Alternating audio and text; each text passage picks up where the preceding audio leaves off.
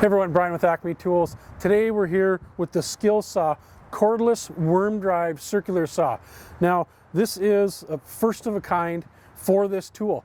Other companies have a rear handle circular saw. That's all it is the handle's on the back. This has the worm gear drive in it.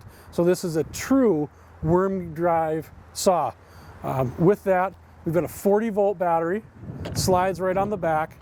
Now, looking at this, it looks rather large. It is.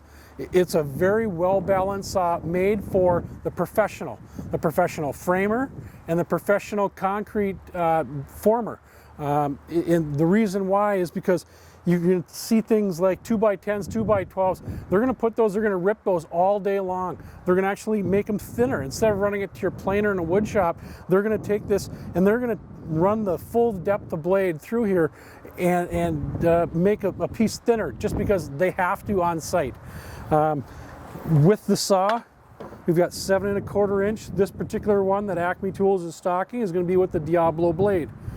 We've got our full blade depth adjustment, identical to the original Mag 77 that Skilsaw has made.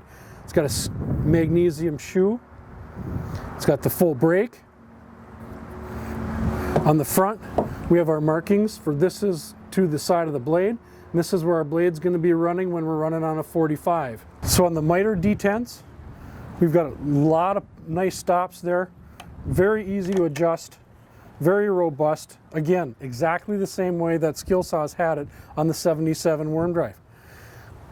Right here, this is our blade lock. So when we go to change our blade, you're pressing it here.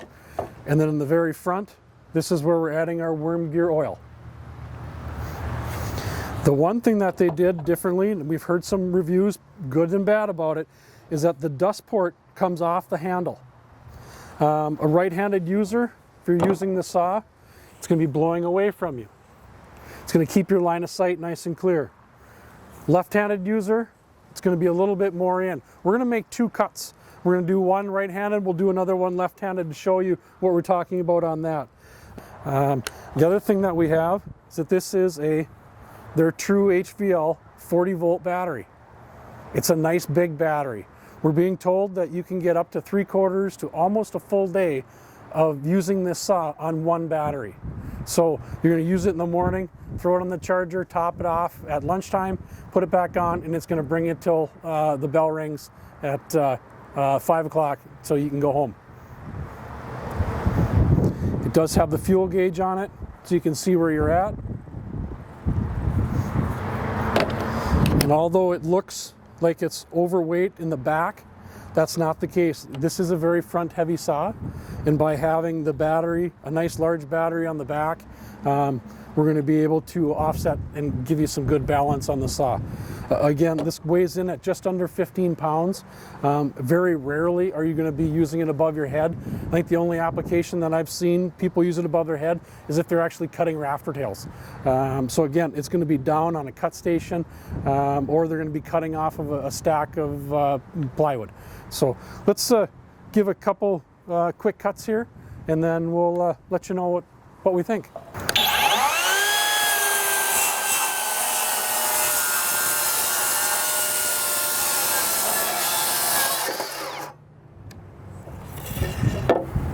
Okay, now that was very comfortable, very easy to follow the line. I'm going to run a left-handed cut here just because I am left-handed.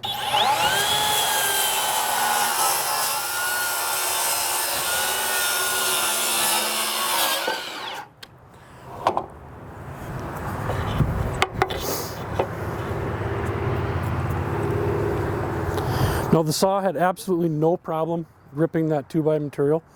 I noticed a little bit more sawdust coming at me when I was using my left hand. It wasn't bad. I've got a little bit on me, not a big deal. It's not too often that you're going to be ripping with 2x material on the site. Typically you're going to be cross-cutting. And let's try that real quick too. We're going to cross-cut on this piece. This is, I think, where the dust is going to come into more play.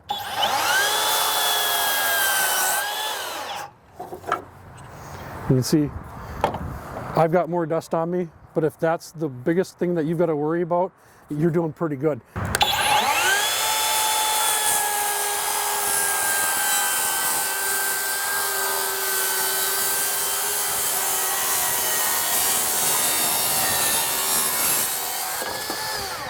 A lot of other comments that we've heard about this saw is that they like the power, but they're disappointed at how big the battery is. Now, this is the first edition, or it's the first tool that Skilsaw came out with in this battery platform.